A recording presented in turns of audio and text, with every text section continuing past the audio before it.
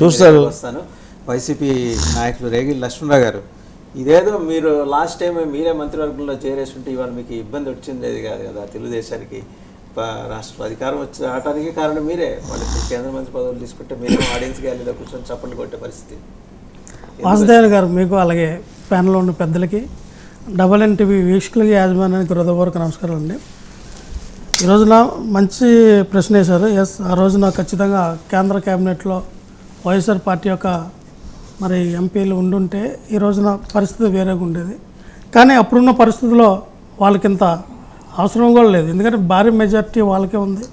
So మనకు కుదరలా, వీళ్ళు కలిసి వచ్చింది. ఈ రోజున కలిసి వచ్చిన అవసరం కాబట్టి టీడీపీకి ఖచ్చితంగా మరి కేంద్రంలో ఉన్నటువంటి ఏవైతే మరి మీరు చెప్తున్నటువంటి రైల్వే శాఖ అవనండి, జలవనరుల శాఖ, ఒక 5 ఏవో మరి పేర్లు ఉన్నాయి.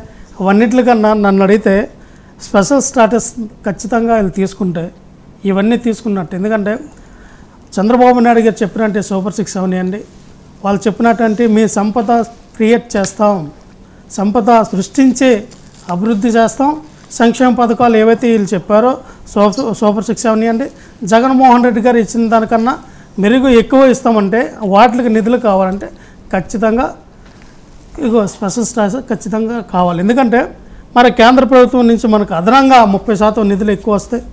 అలాగే కేంద్ర ప్రభుత్వం ఏవైతే మరి ఇచ్చినటువంటి సంక్షేమ పథకాల మీద ఇదివరకు ప్రభుత్వాలు 40 నుంచి 50% మనం రాష్ట్ర ప్రభుత్వ నిధి నుంచి ఖర్చు పెడితే వాళ్ళకి 50% ఇచ్చేవారు. ఇప్పుడు ఆ యొక్క అవకాశం ఉండదు. 90% వాళ్ళే ఇస్తారు. కాబట్టి మనకి ఇన్కమ్ ట్యాక్స్లు కానీ, ఎక్సైజ్ ఉన్నటువంటి ట్యాక్స్లు కానీ మిగతా అన్నీ తగ్గుతాయి. కాబట్టి పెట్టుబడులు వస్తాయి. ఇతర దేశాల నుంచి ఇక్కడికి పెట్టుబడులు పెట్టడానికి, కంపెనీలు పెట్టడానికి అన్ని రకాలుగా అనుకూలంగా ఉంటాయి. కాబట్టి ఖచ్చితంగా చంద్రబాబు నాయుడు గారు దాని మీద దృష్టి పెట్టాలి. ఎందుకంటే బీజేపీతో మేము స్పెషల్ స్టాటస్ ఇవ్వలేదని విభేదించాం, బయటకు వచ్చామని చెప్పారు. కాబట్టి కిందసారి ఖచ్చితంగా మీకు ఈసారి అవకాశం ఉంది కాబట్టి అడగండి. మీకు ఎలాగో కేంద్ర క్యాబినెట్లో ఎలాగో మీకు అవకాశం ఇస్తారు, మీకు ఇది ఉంది. కాబట్టి దాంతోపాటుగా దీన్ని కూడా ట్రై చేయండి. ఎందుకంటే ఖచ్చితంగా ఈ రోజున రాష్ట్ర ప్రజలు ఒకటే కోరుకుంటూ ఉన్నారు మీ దగ్గర. జగన్మోహన్ రెడ్డి గారు సంక్షేమం చేశారు, జగన్మోహన్ రెడ్డి గారు అభివృద్ధి చేశారు, జగన్మోహన్ రెడ్డి మొత్తం ఈ రాష్ట్రాన్ని చాలా చక్కగా ముందుకు తీసుకెళ్లారు, కరెక్టే. కానీ చంద్రబాబు నాయుడు గారు ఇచ్చిన హామీల్ని చంద్రబాబు నాయుడు గారు ఇంకా మంచిగా చేయగలరని నమ్మి ఉంటారు. కాబట్టినే మీకు 164 సీట్లు కట్టిపెట్టారు. కాబట్టి ప్రజలను దృష్టిలో పెట్టుకొని మంచి పరిపాలన కొనసాగించండి.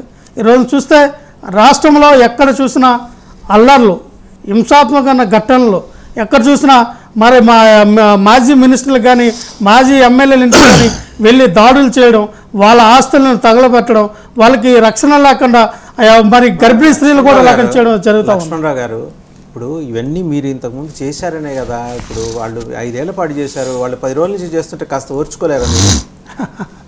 వాసుదేవన్ గారు, ఇవన్నీ మీరు చేశారనే కదా వాళ్ళు మీ మీద అభియోగాలు మోపింది. వాసుదేవన్ గారు ఈరోజు చూడండి, ప్రెస్ల ముందుకు వచ్చేసి ఆ కోడాలి నాని వంశీల అంటలు బయటకు వచ్చి మమ్మల్ని కొట్టేస్తుండ్రు, మమ్మల్ని గిల్లేస్తుండ్రు, గిచ్చేస్తుండ్రు, పోలీసులు ప్రేక్షక పాత్ర వహిస్తున్నారని మాట్లాడి మెల్లగా పిల్లి మాట్లాడినారు. ఏ విధంగా మాట్లాడుతున్నారు? అదే మొన్న బాడీ లాంగ్వేజ్ ఏ విధంగా ఉండే? ఏ విధంగా ఒక మనిషి మాట్లాడా? ప్రజలు చూడట్లేదా? ప్రజలు తిరగబడుతున్నారు, ప్రజలు వెంబడించి కొడుతున్నారు. తెలుగుదేశం కార్యకర్తలు ఎవరు కొట్టట్లేదు, ప్రజలు కాదు, ప్రజలు దమ్ము ధైర్యం లేక ఈ రోజు ప్రజల్లో తిరగడానికి ముఖం లేక ఇళ్లలో దాచుకుంటారు. ఈ రోజున మీకు ప్రజలు మీకు ఒక మంచి అవకాశం ఇచ్చారు, మంచి పరిపాలన దిశగా వెళ్ళండి. ఎందుకంటే ఎవరు అవనియండి, అది మీరు అవనియండి, వైఎస్ఆర్ పార్టీ నాయకులు మేము అవనియండి, ఎవరైతే మనకున్నటువంటి కార్యకర్తల్ని ప్రేరేపించి హింసకాండకి మరి తలెత్తి రాష్ట్రంలో ఉన్నటువంటి శాంత భద్రతలకి విఘాతం కలిగించడం మంచిది కాదు. ఎందుకంటే మీరు చేశారు కదా, మేము చేస్తున్నాం అంటే మేము 5 సంవత్సరాలు రాష్ట్రాన్ని పరిపాలించాం. అంతకుముందు మీరే కదా జగన్మోహన్ రెడ్డి గారు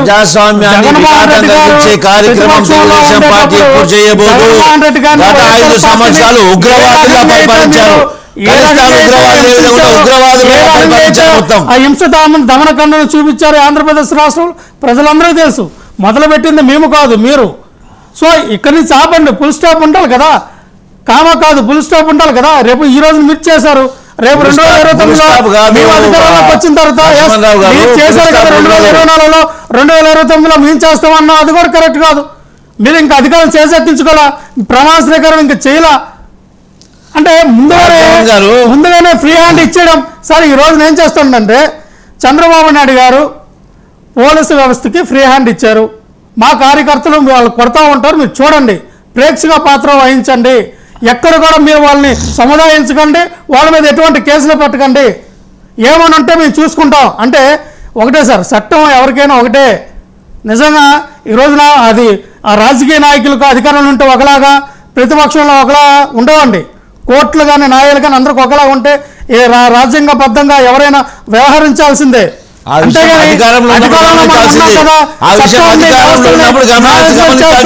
దాడులు దిగబడదాం.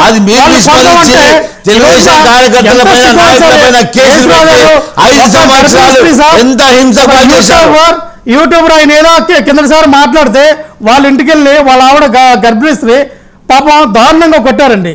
రెడ్డి పేరు ఉందని ఒక హాస్టల్లోకి వెళ్ళి, సార్ అంటే రెడ్డి పేరు ఉండకూడదా? ఎవరు కులాలను రిప్రజెంట్ చేసుకున్నారు కదా, అంటే రెడ్డి పేరు ఉందని హాస్టల్ తగలబెట్టేస్తారు, ఇంకో పేరు ఉందని ఇంకొకటి చేస్తారు. అది ఇంకా చూస్తే ఎన్టీఆర్ యూనివర్సిటీ అది పేరు మార్చారు. మరి వైజాగ్లో ఉన్నటువంటి వ్యూ అది కూడా పేరు అంటే పేర్లు మార్చుకుంటారు. ఇక్కడ చూస్తే సచివాలయం ఈ రోజున ప్రజల డబ్బుతో కదండి కట్టారు జగన్మోహన్ రెడ్డి గారు. యూనివర్సిటీ ఇవన్నీ కూడా తగలబెడుతుంటే ఒక ప్రశ్న అండి, యూనివర్సిటీలో రాజశేఖర రెడ్డి గారి విగ్రహాలు పెట్టాల్సిన అవసరం ఏంటంటే ఆంధ్ర యూనివర్సిటీలో? అంటే శ్రీ రాజశేఖర రెడ్డి గారు మనకు ముఖ్యమంత్రి, వారికి ఎక్కడో మనం విగ్రహాలు ఏర్పాటు చేసుకుంటాం. రేపు ఈయన వస్తాడు, ఈయన నందమూరి తారక రామారావు గారి విగ్రహం పెడతారు, ఒప్పుకుంటారా మీరు? ఇది నేను అనేది ఎవరు చేసినా తప్పే.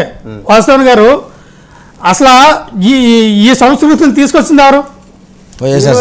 తీసుకొచ్చింది ఎవరు? అది కాదు సార్, యూనివర్సిటీలో ఎప్పుడు వాళ్ళైతే విగ్రహాలు విగ్రహాలు కాదు సార్, విగ్రహాలు కాదు నేను అన్నిది. విగ్రహాల సంస్కృతి తీసుకొచ్చింది ఎవరు? విగ్రహాల సంస్కృతి తీసుకొచ్చింది ఎవరు? ఎన్టీ రామారావు గారు విగ్రహాలు పెట్టింది ఎవరు? రోడ్డు కట్టగా ట్రాఫిక్ జామ్ అయిపోతే చూపిస్తా బోర్డు. మరి ఈ రోజు ఇదే విజయనగరం నడుబొట్టిన కలెక్టర్ ఆఫీస్ దగ్గర రోడ్డు కట్టడం కోసం అక్కడ నన్ను అడిగితే సార్ సంవత్సరానికి తగ్గుతారా ఒక 500 యాక్సిడెంట్లు జరుగుతాయి సార్, 500 యాక్సిడెంట్లు జరుగుతాయి. అది ఒక్క నిమిషం సార్, కోల్కతాకి వెళ్ళే మెయిన్ రహదారి అది. సెంటర్ లో ఎన్టీ రామారావు గారు బొమ్మ ఉంది. చాలా సార్లు వెహికల్ కూడా ఎన్టీ రామారావు గారు ఆ బొమ్మని తగిలి పడిపోయిన సందర్భాలు చాలా ఉన్నాయి. ఎందుకు అక్కడ అలాంటివి దీంట్లో తీయచ్చు కదా, బయట కదా.